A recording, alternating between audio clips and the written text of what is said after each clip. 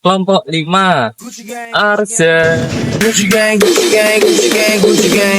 Nesya, Ass on no chain. My bitch love do cocaine. Fatima, Bitch, who got name? I can't vibe in the wetter rain. Tina. Up on base. Gucci gang, Gucci gang, Gucci gang.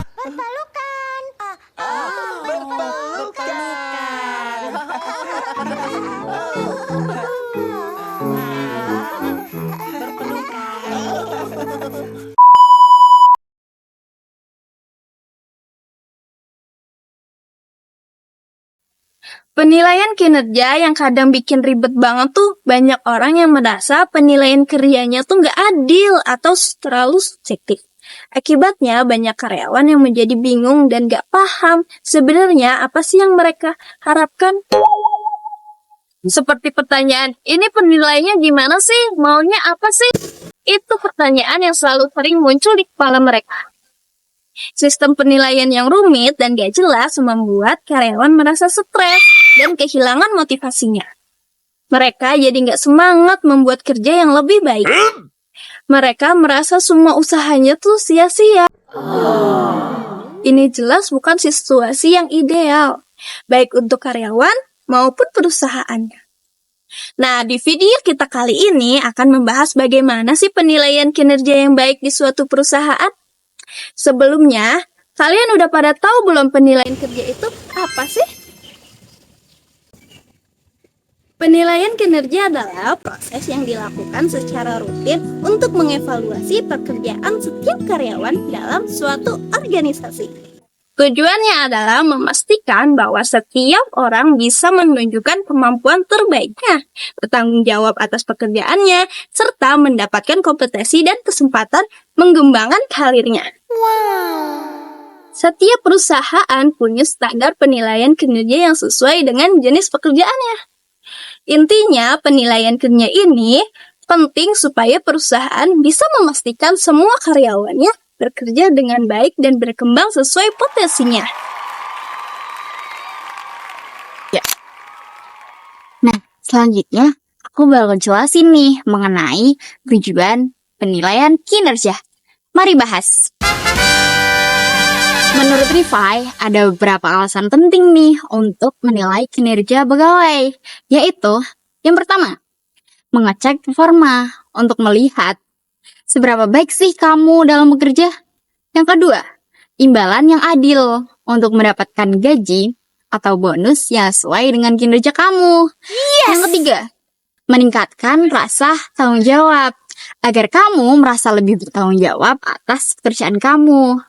Yang keempat, membedakan kinerja untuk membedakan antara kamu dengan rekan kerjamu berdasarkan hasil kerja. Yang kelima, meningkatkan motivasi agar kamu termotivasi untuk bekerja lebih baik dan mencapai hasil yang lebih tinggi. Tujuan-tujuan tadi penting karena membantu meningkatkan kinerja pegawai secara keseluruhan. Selanjutnya, apa sih yang menjadi faktor dalam penilaian kinerja itu? Menurut Dassler, ada beberapa faktor yang dinilai dalam penilaian kinerja, yaitu yang pertama, kualitas pekerjaan. Seberapa baik sih kamu dalam menyelesaikan pekerjaan, termasuk ketelitian dan kerapian. Yang kedua, jumlah kerja. Seberapa banyak sih kamu dalam melakukan pekerjaan dan seberapa besar kontribusi kamu. Yang ketiga, bantuan yang dibutuhkan. Seberapa sering sih kamu membutuhkan bantuan atau arahan dari atasan. Keempat, kehadiran. Seberapa sering kamu hadir dapat diandalkan dan tepat waktu dalam bekerja. Kelima, penghematan. Seberapa baik kamu dalam mencegah pemborosan dan memelihara peralatan kerja. Intinya, penilaian kerja nggak hanya melihat hasil kerja, tapi juga kemampuan kerja, kedisiplinan, dan hubungan kerja. Penilaian kinerja itu udah kayak rapor bagi karyawan, biar tahu nih mereka udah sejauh mana performanya. Ada dua hal penting dalam penilaian kinerja, komponen atau yang umum dan indikator atau yang lebih detail. Komponen penilaian kinerja dibagi jadi 3 poin. Yang pertama yaitu kompetensi atau skill. Ini kayak jurus-jurus yang dikuasai karyawan. Misalnya, jago mimpin, jago komunikasi, punya inisiatif tinggi, jago cari solusi, dan pinter bikin rencana. Terus yang kedua itu hasil kerja atau outputnya.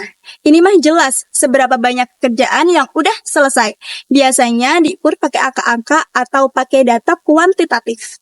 Yang ketiga itu pengembangan diri atau upgrade. Bukan cuma kerja, tapi juga gimana perusahaan bantu karyawan buat makin jago. Misalnya dikasih pelatihan, dipindah bagian biar banyak pengalaman, dan juga dipromosiin. Yang kedua itu ada indikator penilaian kinerja, dibagi jadi 4 poin. Yang pertama itu ada kerjasama atau teamwork. Seberapa kompak sih sama tim? Atau bisa nggak sih kerja bareng buat nyelesain tugas? Yang kedua itu ada tanggung jawab atau responsibility. Berani nggak sih nerima tugas dan nyelesain dengan baik? Yang ketiga ada kepemimpinan atau leadership. Bisa nggak ya ngajak dan ngarahin orang lain buat mencapai tujuan? Dan yang terakhir itu ada kedisiplinan. Taat nggak ya sama aturan? Datang tepat waktu nggak ya? Simpelnya, komponen itu kayak bidang-bidang penilaiannya. Bisa skill, hasil, ataupun pengembangan. Sedangkan indikator itu kayak alat ukur buat ngelihat seberapa jago karyawan di tiap bidang.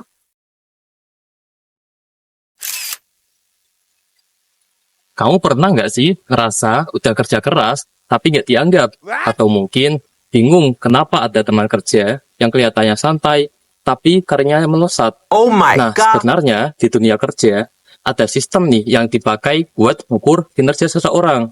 Nah, mari di sini saya akan membahas metode dalam menentukan kinerja seseorang. Nah, yang pertama itu ada rating scale system. Ini tuh adalah cara yang paling sederhana. Nah, kinerja kamu dinilai pakai skala, bisa angka, bisa simbol. Makin tinggi skornya, makin baik performa kamu. Tapi metode ini kadang kurang detail, karena nggak ngelihat prosesnya, cuma hasil akhir saja. Yang kedua, ada Behaviorally Anchored Rating Scale, atau BARS. Beda sama skala biasa, BARS ini nggak cuma lihat angka, tapi juga perilaku kamu saat bekerja. Contohnya, bukan lihat target penjualan, tapi juga bagaimana kamu melayani klien. Jadi, hasil dan proses punya porsi penilaian masing-masing. Untuk yang ketiga, ada Forced Choice Method. Nah, penilaian ini mengharuskan penilai untuk memilih di antara dua pernyataan yang bertentangan. Pernyataan-pernyataan ini dirancang untuk mengungkapkan karakteristik atau perilaku tertentu yang berkaitan dengan kinerja karyawan. Yang keempat, ada Kompetensi Assessment.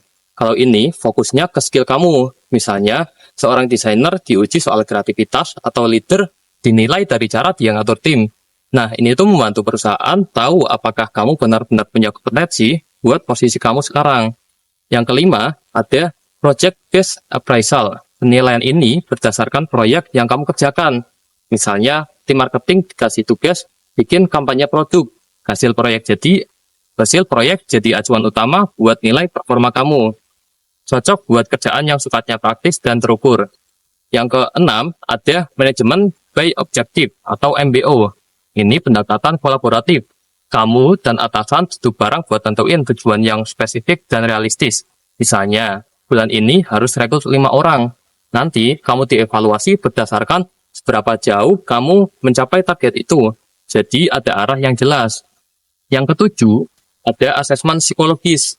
Kadang, kinerja seorang nggak cuma soal skill teknis, ada faktor psikologis juga. Kayak cara kamu mengatur emosi, mengambil keputusan, ataupun beradaptasi di lingkungan kerja. Nah, di sini, psikolog profesional bakal mengetes karakter dan pola pikir kamu. Yang kedelapan, ada Center Appraisal. Nah, ini tuh mirip simulasi. Kamu diuji lewat berbagai tes, wawancara, tugas kelompok, sampai simulasi kerja nyata. Tujuannya, lihat kamu nggak cuma dari TV, tapi juga dari bagaimana kamu bersikap di bawah tekanan. Nah, di sini kita menggunakan studi kasus dari PT Indofood. Nah, PT Indofood ini menggunakan metode manajemen by objektif untuk menilai kinerja karyawannya. Nah, gampangnya, MBO itu semacam alat ukur buat melihat apakah seorang karyawan sudah mencapai target kerjanya atau belum. Nah, setiap karyawan punya target yang jelas, tergantung posisinya. Misalnya, karyawan HR diberi tugas merekrut 2 orang dalam 5 hari. Nah, kalau berhasil nilainya bagus, kalau tidak nilainya turun. Karyawan bagian manajemen punya aturan, misalnya tidak boleh ikut demonstrasi. Kalau melanggar, poin mereka bakal berkurang, dan itu mempengaruhi bonus ataupun promosi. Di akhir tahun, semua nilai ini dikumpulkan, lalu dihitung pakai rumus perusahaan untuk tahu presentase pencapaian setiap orang. Nah, dari penjelasan tadi dapat kita tarik kesimpulan bahwa penilaian kinerja adalah proses penting untuk mengukur dan mengevaluasi performa karyawan dengan tujuan memberikan umpan balik, meningkatkan motivasi, dan memastikan keadilan dalam pemberian imbalan. Faktor-faktor yang dinilai meliputi kualitas dan kuantitas kerja, kedisiplinan, dan kemampuan kerjasama. Penilaian ini menggunakan berbagai metode seperti skala penilaian, penilaian berbasis kompetensi atau MBO yang disesuaikan dengan kebutuhan perusahaan. Intinya, penilaian kinerja yang efektif membantu meningkatkan dan menciptakan lingkungan kerja yang produktif dan transparan, di mana karyawan memahami harapan perusahaan dan memotivasi untuk berkembang.